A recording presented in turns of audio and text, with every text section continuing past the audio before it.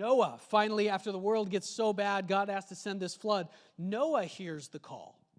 So the whole rest of the book is about most people who could not hear God.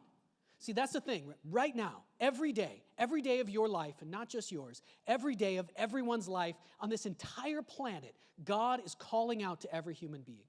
And most people don't pay any attention to what he says. Most people are ignoring him. I know they would say, okay, I don't see where God is calling me, but the truth is he is. He is there 24/7 trying to walk with us and get our attention. We're not paying attention to him. So the whole rest of the book is about the few kids in the chaotic classroom who actually hear the teacher. Oh, that's where I'm supposed to go. And they start to follow. So Noah hears the call. He's all messed up, but he goes with God.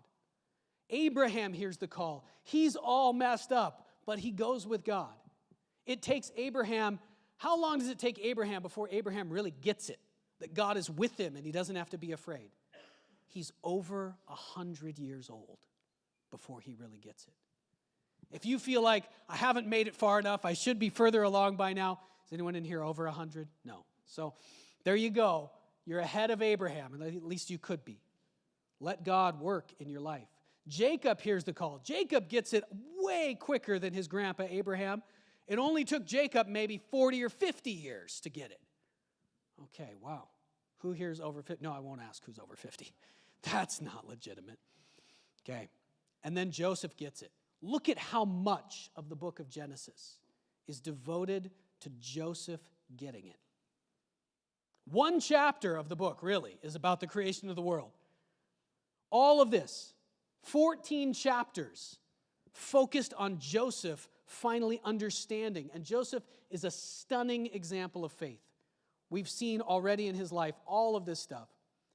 And the point of Joseph's story is what God can do with a person who has faith like that. Once you get to the point where you get it, you really feel and trust deep down that God is with me, even when I'm in the dungeon. God can use people like that, even if there's just a couple of them, even if there's only one. God can use someone like that to change the whole history of the world. He can use it to redeem the world. So that's the whole point. That's what we're trying to build. That's why we gather together on Sunday mornings, to try to become more like Joseph, more like people of faith, more like Jesus, ultimately. I really think, we were thinking about this morning in Bible study, is there anyone in Scripture who's a greater example of faith than Joseph? I think it's only Jesus. If you have another contender, come let me know. But Joseph never seems to waver.